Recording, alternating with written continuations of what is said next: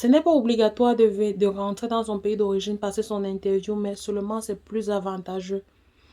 C'est plus avantageux, c'est pas obligatoire, mais c'est plus avantageux. Dans cette vidéo, j'espère que vous allez bien. Quant à moi, ça va bien, ça va bien. On est bien sur Josie V Channel. Ici, on parle d'immigration. Ça veut dire immigration aux États-Unis, aux Émirats arabes et aussi au Canada.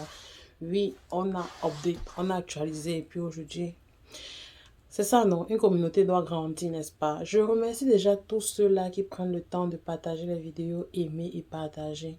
Lors de ma dernière vidéo, j'ai parlé de la date des résultats, qui est le 6 mai 2023. Et il y a beaucoup de questions qui sont revenues du genre, je pense avoir, j'ai fait un tuto même comment voir les résultats. Je suis allée même sur le site avec vous. Et il y a eu beaucoup de questions qui sont revenues par rapport à ça. Donc, dans cette vidéo, je me dois de les répondre. Donc, c'est ce qu'on va faire dans cette vidéo aussi. Donc, stay tuned.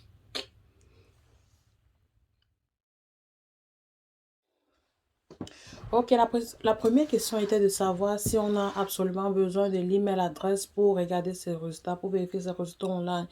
Je viendrai ici dire non dans un premier temps et oui dans un deuxième temps. Pourquoi? Je m'explique. Si tu as ton numéro de confirmation, si tu l'as gardé, si tu as ton last name, ce qui est évident, c'est ton nom, donc tu dois l'avoir. Si tu as ton année de naissance, c'est normal, tu dois l'avoir. Et puis le dernier test que le robot te donne pour vérifier que tu es un humain, que tu n'es pas un robot. Le moteur de recherche, on va dire ça comme ça, je sais pas, le site, whatever. Donc du coup, tu peux vérifier tes résultats sans avoir besoin de ton email. L'email intervient à quel moment? L'email intervient pour ceux-là qui ont perdu leur numéro de confirmation. L'email avec laquelle tu as joué, c'est ça qui va te permettre de récupérer ton numéro de confirmation. Où on vérifie, vous allez voir au moment opportun. Quand on te demande de remplir tes informations, si jamais tu n'as pas ces informations-là, il va falloir mettre l'email adresse pour pouvoir... on va dire ça comment, pour avoir ton numéro de confirmation. Une fois que tu mets ton email, on va valider et puis tu vas aller dans ton compte email, vérifier que c'est toi et on va t'envoyer ton confirmation number là-bas où tu viendras maintenant taper, entrer proprement et puis vérifier ton résultat. Donc voilà un peu. C'est pourquoi au début je disais non. Non, dans un premier temps, pour toi qui as gardé ton numéro de confirmation et oui, pour celui-là qui a perdu et qui a besoin de l'email pour vérifier. Pourquoi je recommande de venir faire son interview dans son pays d'origine? En fait, j'explique, c'est simple et avec un exemple très pratique. J'ai une amie qui a été sélectionnée l'année 2000, la DV 2023, celle qui est finie. Non, 2022, celle qui est finie. Et elle était dans les 35 000 par là, 35 000 et quelque chose. Elle vivait dans un pays étranger, elle vivait aux Émirats arabes. Et en faisant sa DR260, elle a rempli qu'elle vivait là-bas et elle devait passer son interview là-bas. Donc, du coup, ce qui s'est passé, c'est quoi? Pendant que à Yaoundé, au Cameroun, vu qu'elle est camerounaise, au Cameroun, on est allé jusqu'à dans les 60 000. Donc, ceux qui étaient dans les 15 nombres de 60 000 et plus ont passé l'interview. Elle qui était dans les 35 000 aux Émirats arabes n'a pas pu passer son interview. Donc, du coup, elle a été sélectionnée et elle n'a pas pu passer d'interview. Donc, par conséquent, elle n'a pas obtenu sa green card. C'est simple.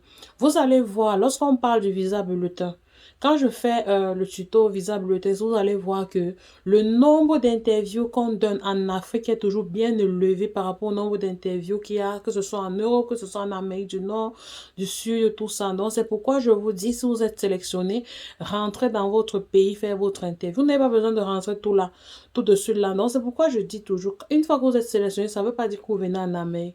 Vous êtes déjà à 80% sur la route de l'Amérique, mais c'est pas là. Il y a le 20% que vous allez compléter qui t'a dit il va falloir passer vos examens, valider les examens, passer l'interview et payer les frais, payer votre billet d'avion. Donc, c'est pourquoi je dis que il y a, je ne sais pas si vous comprenez un peu, donc c'est toujours mieux de rentrer dans son pays, ça vous donne beaucoup de chance. Dans les visas bulletins du mois passé, on était déjà dans les 44 000 par là ou 45 000, je me rappelle peu trop bien en Afrique. Pendant qu'en Europe, on était encore dans les 16 000. Je ne sais pas si vous comprenez. Donc, imagine, si tu es en Afrique et que tu es dans les 44 000, si tu es africain et que tu es dans les 44 000, si tu as dit ton interview sera peut-être en France, ça veut dire que tu ne vas pas passer ce mois. Alors que si tu avais dit que c'était à Yaoundé, tu devais passer. Donc, voilà un peu ce que je suis en train de dire. Et c'est... J'espère que vous avez compris. Et puis, c'est ça. La prochaine question, avoir été sélectionné, quel est l'organisme qui s'occupe de vous prendre en charge et tout ça? Je le dirai encore et encore et encore. Il n'y a personne qui s'occupe de te recevoir ici. Je dis bien, aucun organisme ne s'occupe. Un organisme, une organisme. Aucun organisme ne s'occupe de t'accueillir. C'est pourquoi on parle de famille d'accueil. Si tu es sélectionné, il va falloir chercher une famille d'accueil si jamais tu n'as pas de famille ici. Famille d'accueil, ça peut être un ami, ça peut être une connaissance, ça peut être même quelqu'un que tu ne connais pas. Dans mon cas, j'ai été accueillie par quelqu'un que je ne connaissais pas, que je n'avais jamais rencontré. Juste comme ça, j'ai été sélectionnée. On m'a présenté, je n'avais pas de famille d'accueil. On m'a présenté quelqu'un qui pouvait m'accueillir et puis elle m'a accueilli. Donc, la famille d'accueil, ça peut se trouver sur Internet, ça peut se trouver, si vous connaissez quelqu'un, même sur les réseaux. Déjà, la prochaine vidéo, je ferai une vidéo spécialement pour ça parce que quand moi j'ai été sélectionnée par la Green Card, je suivais un YouTuber. Dernièrement, j'ai regardé ses vidéos et puis il parlait des sociétés qui promettent à ceux qui détiennent déjà la green card de faire tout le boulot pour eux, genre leur donner une adresse, tout ça, à condition ils vont venir travailler pour eux. Ils vont jusqu'à payer même votre billet d'avion. Et une fois que vous serez là, vous allez travailler pour eux et rembourser tout ça. Vraiment, on est en train de simplifier les choses pour vous, gars, ouais. C'est crazy. Donc, après, il y aura même plusieurs qui vont dire que j'ai été sélectionné, je n'avais pas le billet d'avion, machin. Bientôt, ce sera terminé. Donc, si tu es sélectionné, personne ne s'occupe de toi. Tu fais tout le job à ta place. Il te faut une famille d'accueil si jamais tu n'as pas de famille ou de proches ici. J'espère que j'ai répondu. La prochaine question était celle-ci. Mon mari a appliqué pour moi et j'ai joué la loterie américaine. Est-ce que ça dérange? Non, ça ne dérange pas. Si vous vous rappelez bien, pour ceux qui ont joué l'année passée et qui ont suivi quand on jouait, sur le formulaire de remplissage de jeu de la DV Loterie, on vous dit toujours au niveau où on remplit le statut social, où on met single, married, divorce, all those.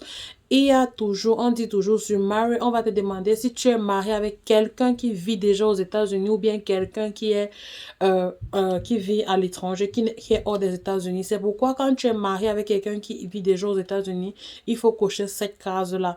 Comme ça, lors de ton interview, tout sera transparent.